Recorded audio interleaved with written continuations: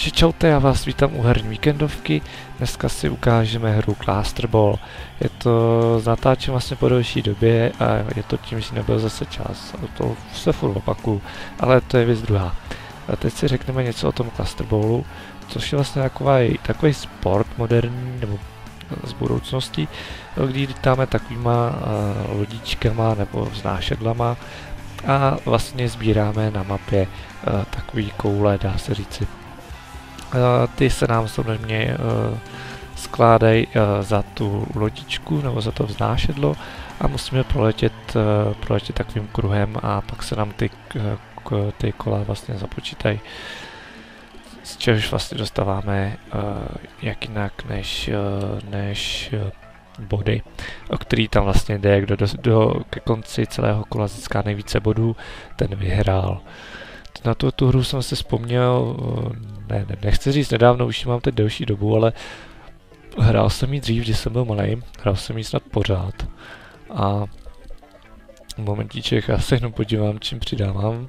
VS a měním si Superboost, jasně. A ještě jsem se chtěl podívat Change, Včko, dobrý. A vlastně jsem ji hrál dřív a furt, tyjo, to byla moje nejoblíbenější hra, i když jsem měl jenom demíčko a byl tam jenom Egypt, takže jsem se teď zjistil, že v plné verzi jsou tam jenom 2 mapy, a to Stonehenge a právě ten Egypt. Takže dám to na 4 minuty, nebudu to zdržovat, prostě tu hru jsem hrál, když jsem byl malý. A pak jsem hledal, jak se vlastně jmenuje, tak jsem hledal nějak po starých fotkách, jestli nejsem někde s tou hrou vyfocený, jaký hraju, a byl. Tak jsem tam vyčet, jak se ta hra jmenovala, je to Cluster Ball. A je to fakt, to byla pro mě tehdy zábavná hra. Tak, tady máme ukázku destinace toho Egypta, potom si ukážeme Stonehenge, teda ne Stonehenge, já fakt blbnu. Prostě tu druhou mapu. Tak jdeme na to, já už vím, jak se to trošku ovládá. Tak, jdeme na to, tyjo, už jsem to zase dlouho nehrál, takže se omlouvám za své fajly. Také je to nejlepší, teda když zrovna se nestřílí.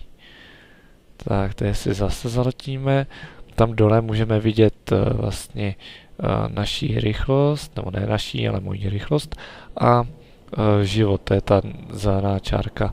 A pak jsou tam ještě vedle toho vlastně počet těch koulí, nebo nevím, z čeho to počítá, nebo ne, to není. Jo, to jsou vlastně střely, ano. Tady mám počet střelek, můžu střílet, tady jsou i různé zbraně, které můžu po cestě samozřejmě nazbírat, třeba tady je jedna a ještě vedle toho je počet vlastně toho boostu, nebo dá se říct u aut jako nitro, tak mě to vlastně vystřelí v rychlosti. Tak to se mi povedlo, až na tady ten... ale jo, jsem první, mám zatím 33 bodů, nebo 33 jsem jich zatím nazbíral.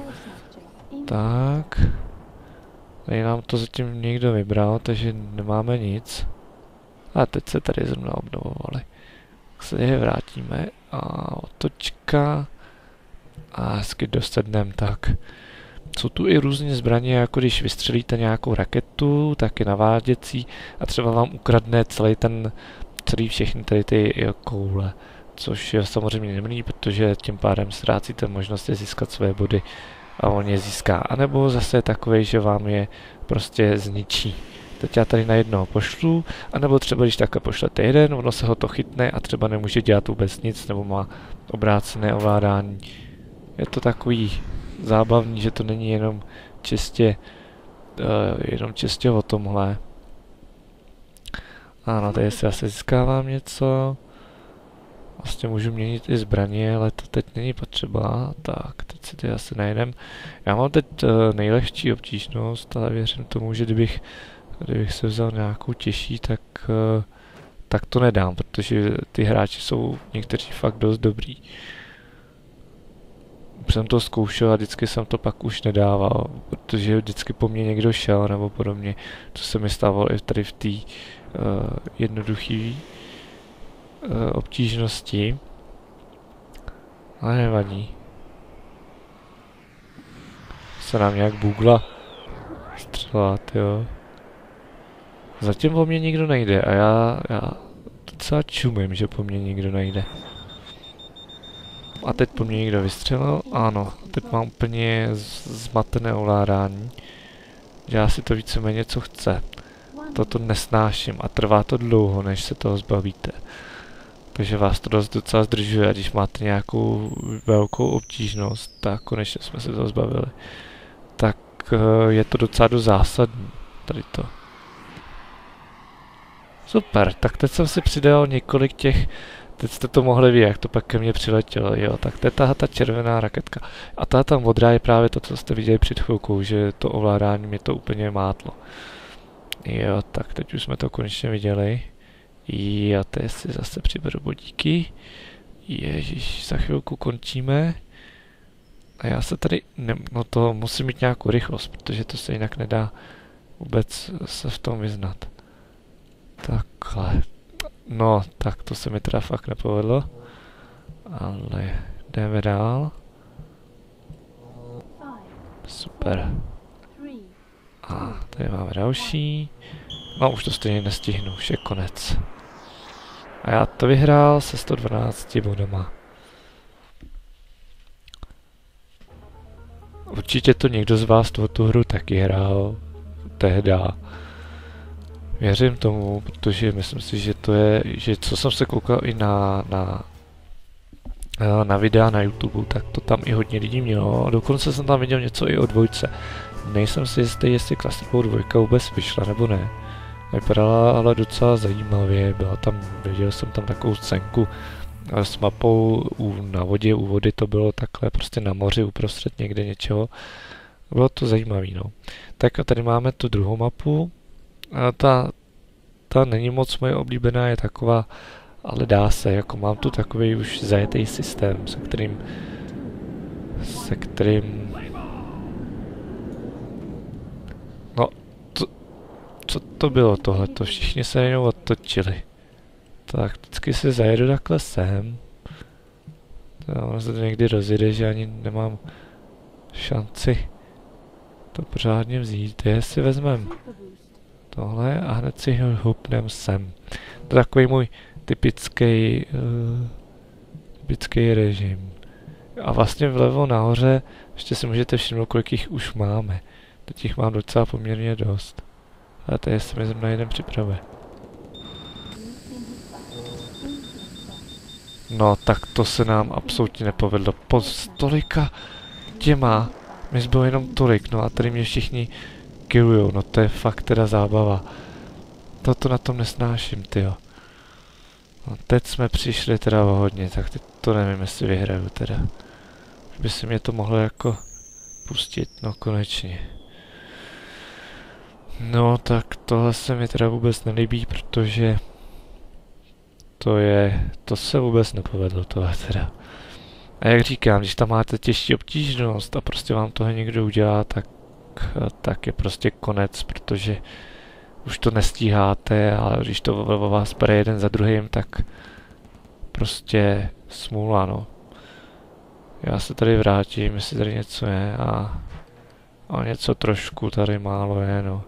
Přijde mi, že snad i na ty mapy jsou víc agresivnější, nebo já nevím, jak to mám říct. Protože to se mi, jak jste si mohli všimnout, moc na tom egyptském nestávalo. No, teď jsme měli trošku menší střed, ale nevadí, tady nám a super. Jich máme opět. Tady nám nikdo nechodí, já už se hned vrátím, protože nechci dopadnout jako předtím. A ježiši, se netrefíme, jo? No, to je fakt poděs tohle. Teď už snad budeme mít štěstí, no. A pořád nejsme první, to je kvůli tomu, jak se mi tam nevyvedlo, protože tak jsem měl fakt hodně, to jsem mohl mít spousta bodů. Pomalej. To je parchant, no. A je to. A dokonce nás zbývá jenom minuta 20. Božečku. A teď se nám tady akorát otevřeli další vždycky to první vynechám, tyjo. Navíc za to nalítává mi docela blbě. Risknu to. A půjdu sem. Doufám, že mě tady, nebo ne mě, sakra, pryč.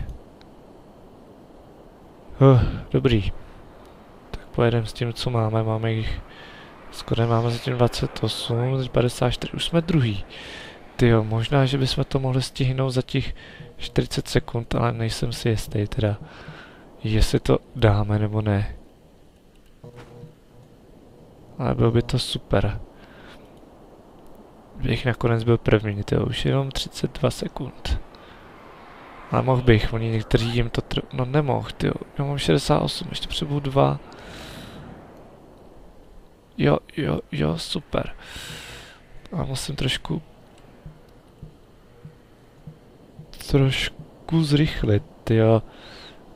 Já to nestihnu, já už to vidím, já to nestihnu, ale já ho stihnu. Za těch, jo. Jo, jsem první, mám 84, druhý má jenom 77, tak to jsme vyhráli, super. Už jsem se bál, že ne.